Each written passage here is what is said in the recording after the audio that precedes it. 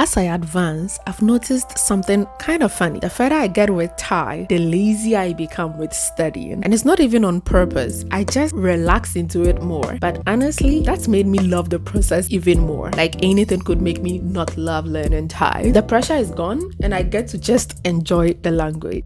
Hello lovelies, and welcome back to another video. In this one, I'm sharing my current Thai study routine, or well, what you could call a routine. I don't really study in the traditional sense anymore, and I guess if you've been here a while, you know that I've stopped forcing myself through textbooks and drills. Yeah, I mean Spanish there. These days, I focus more on having fun and finding ways to keep the language active in my life. So today, I'll show you how I maintain and grow my vocabulary in Thai with minimal stress and maximum joy. Also, we'll be focusing on reading and vocab learning in this segment. Let's get into it. Reading has become one of my favorite ways to gauge my understanding of Thai. It's low pressure and I love that it blends entertainment with learning, which is just my jam. Lately, I've been into reading webtoons. They are such a fun way to stay engaged with the language, especially because they include both visuals and dialogue, something I never thought I was into until I started. I also read articles I find interesting online, and I don't own many Thai books, which honestly breaks my heart a little, but I make do with what I can.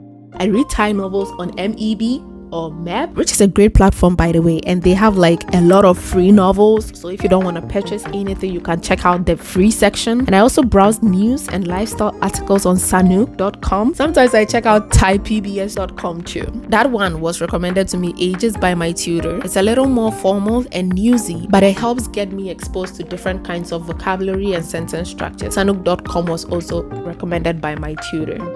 I don't understand everything I read, and that is totally okay. If something catches my eye, I'll pause, look it up if I want to, or just try to get the general meaning through context. I treat it more like language exposure than a test. Now, with this reading practice, especially depending on how advanced the text is, I usually end up with quite a list of new words to learn. And here's the thing, I'm someone who loves writing down every new word I come across when reading in Thai. Even if I don't review them right away, or let's be honest, sometimes not at all, I still write them down. There's just something about seeing them in one place that helps me feel like I'm actively engaging with the language. It's like I'm building a personal dictionary over time. And when I do decide to actually learn and review the words, this is how I go about it now. Now, this is where it gets exciting. At least for me, it does.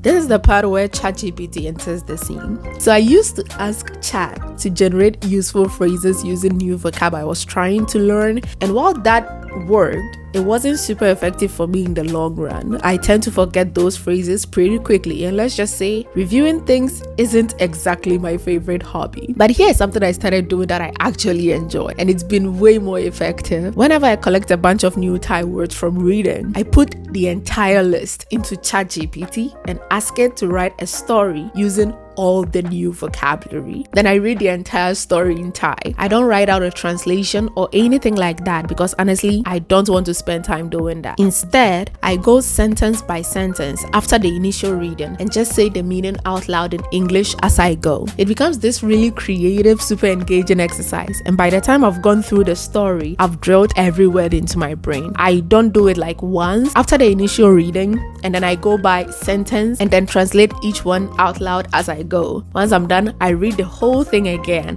and what I notice is that at the end of it all, because it's a story and it's now drilled into my head, the words are also there. If that makes sense, I hope it does. What's even cooler is that the story kind of sticks with me. Like I'll be walking around during the day, right? And suddenly the plot kind of pops back into my head and I start saying the vocabulary word out loud, making the story my own in the moment. And it's all cool and so much fun, and it turns into this natural active recall practice without it feeling like study time, which I love. And then later I can go back to those stories as reading practice too. It's honestly one of the most enjoyable ways I've found to reinforce vocabulary, and it doesn't feel like a chore at all. To be honest, this whole routine If I can even call it that, it's just me finding ways to enjoy Thai more than anything. I've learned that it doesn't have to be strict or intense to be effective. The little things I do, reading, collecting words, turning vocab into stories, they keep me connected to the language in a way that's fun and sustainable. If you're learning Thai or any language really, I hope this gave you some ideas. And if you're someone who hates drilling stuff and traditional studying, you are not alone. I am the biggest hater. Find what excites you, make language learning your own, and trust me, it's gonna keep you going. All right, lovelies, that's all from me today. If you enjoyed this video, feel free to like, leave a comment, or subscribe for more language learning content. If there's anything you'd like me to talk about, anything you want my input on, don't hesitate to comment it below, and I will get to it when I get a chance to. Take care, and I will see you in the next one. Ciao ciao, study buddies, with so damn much love. Sawadee ka.